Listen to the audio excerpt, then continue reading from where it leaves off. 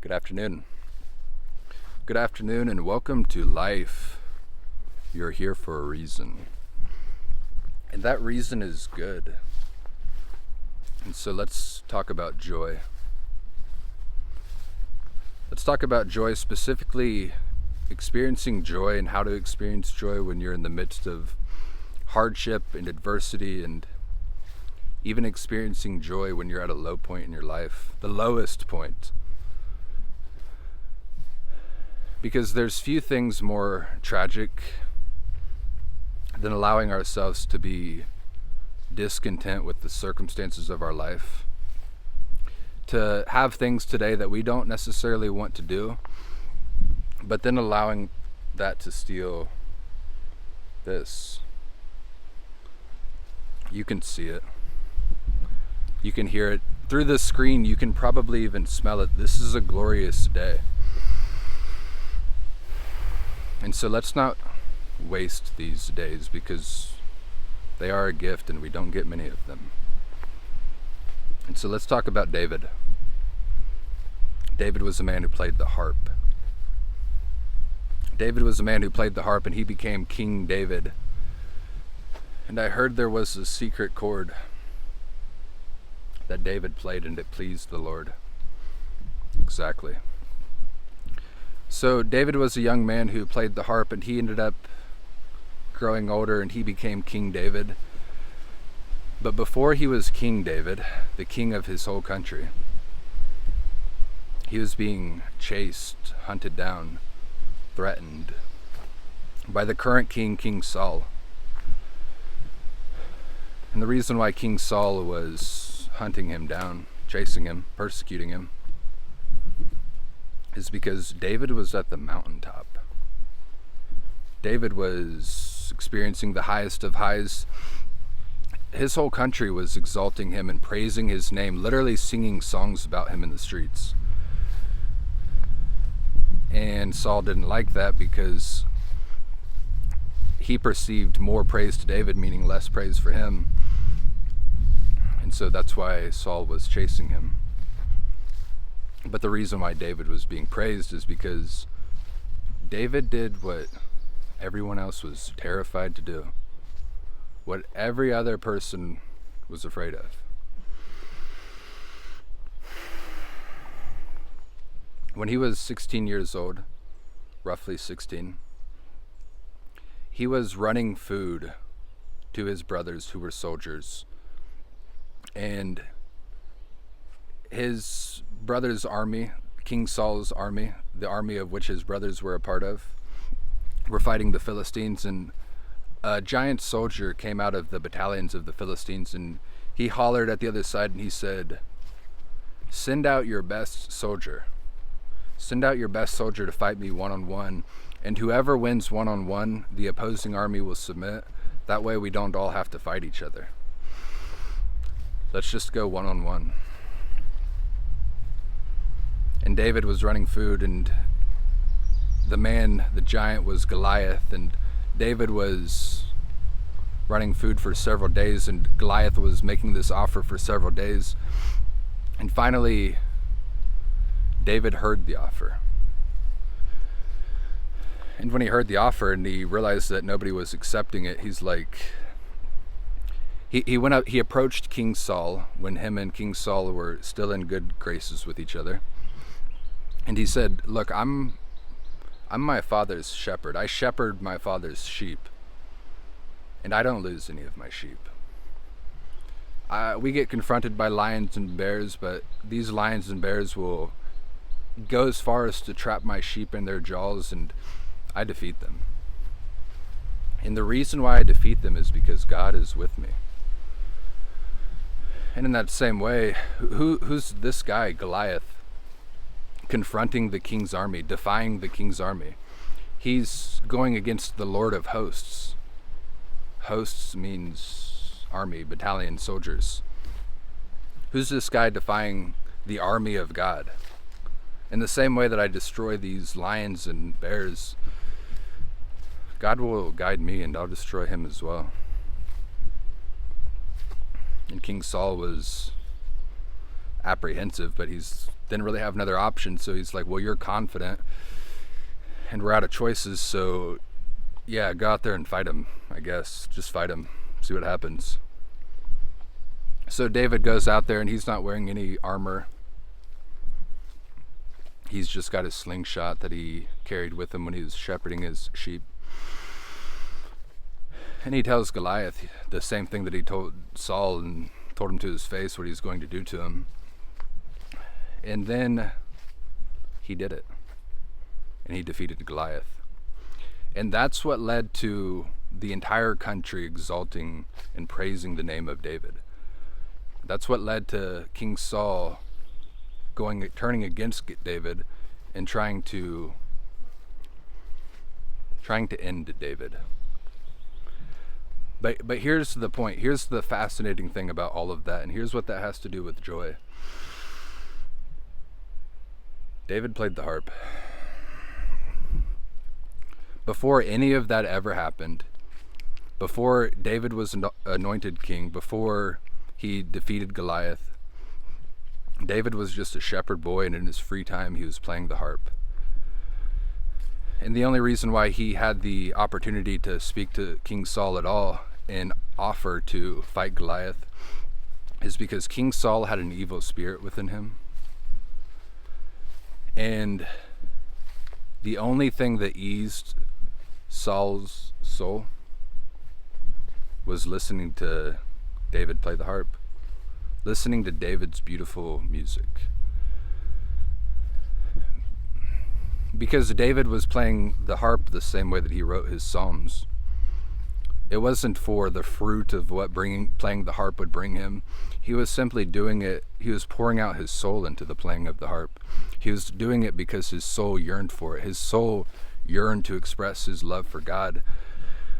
And so he didn't do any of that for the fruits of what playing the harp would bring. In fact, if you were to go back in time and not know the entirety of David's story, you would probably, not everybody, but some people would look at him and say, it's good that you shepherd your father's sheep, keep doing that, but stop playing this harp because this is not fruitful. This isn't good for anybody. So just put your focus on the shepherd, being the shepherd.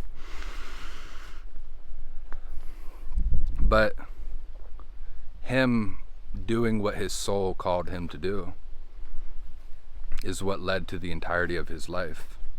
He would have never been king. He would have never defeated Goliath if he wasn't doing what his soul yearned to do, which is expressing his love for God in the harp, the lyre.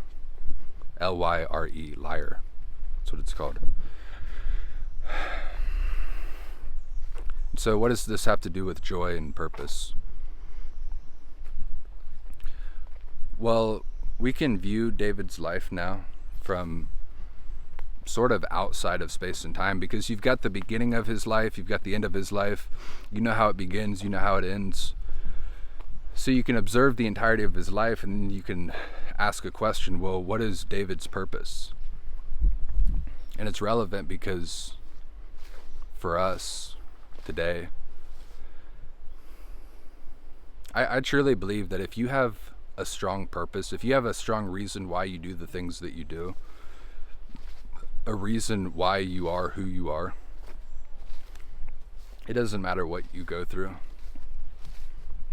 It doesn't matter what adversity you experience, you'll still find joy. You'll always find joy because it's all for a greater good. It's all for a greater reason. And so for someone like David, we can ask, well, what is his purpose? Because what is that thing that was guiding him? And when we ask that question, we're looking for tangible things. But his purpose certainly isn't a tangible thing. It's not being king. It's not defeating Goliath. It's not playing the harp. His purpose is the entirety of who he is. The entirety, the motif of his life, the person that he was, being and becoming. But if you want to put it into a box, the thing that guides his life, if you want to identify it, I think it's articulated well by his mentor, Samuel.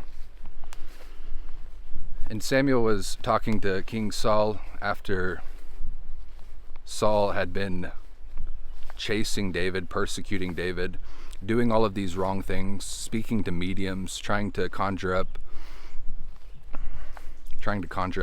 spirits to guide him, not God, but spirits.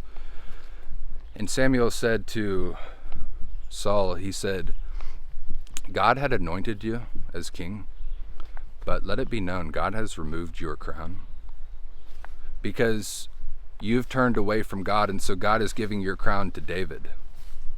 He's giving your crown to David because David is a man after his own heart. And so you're no longer anointed. David is going to replace you as king. And Samuel told Saul that before it even happened. And so David is a complicated man. He's not necessarily the man to emulate. He did so much bad. He did a lot of good as well. But the best thing about his life, the best thing about who he was, the common thread that ran throughout the entirety of his life is that regardless of if he was at the mountaintop or at the lowest of lows, regardless of if he was being exalted or in a state of despair, in victory and defeat, he always looked to God. He always had all of his attention, as much attention as he could muster up. He had his entire heart focused on God.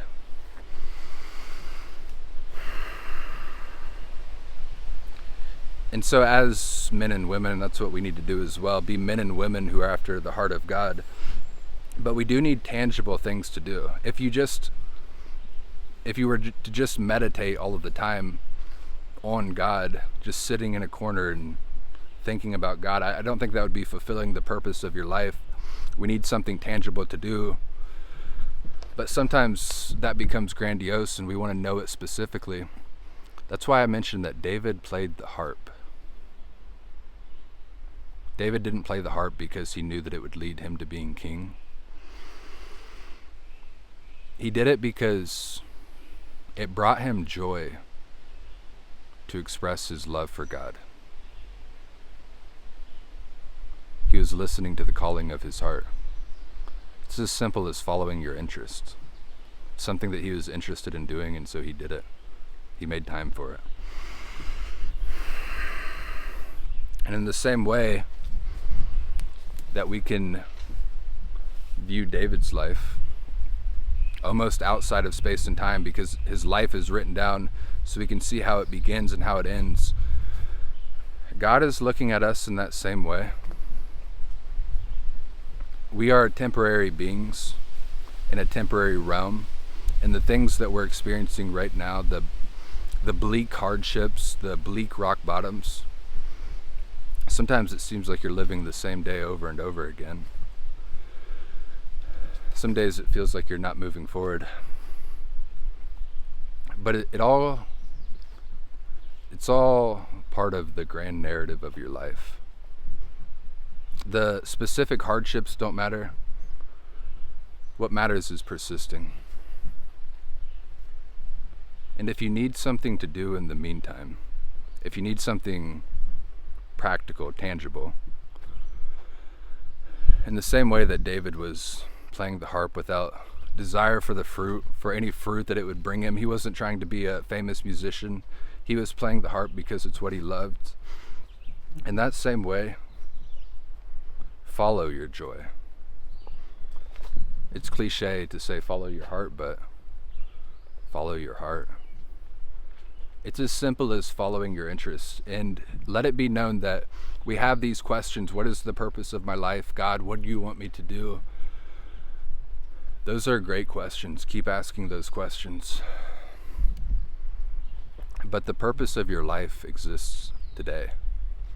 And in the same way that we ask God those questions, I think a lot of times the answers are written on our heart. And we are temporary beings, but eternity is watching us. And when you step outside of yourself and try to view yourself the way that God sees you, in the same way that we can step outside of the story and view David's life from beginning and end and see the entire motif of who he was, God is always watching, eternity is always watching, and the answers to the question that is being asked of us, what will you do? The answer is written on our heart. You can be confident in the purpose of your life, knowing that, trusting in God and knowing that the answer that he wrote on your heart is the right answer.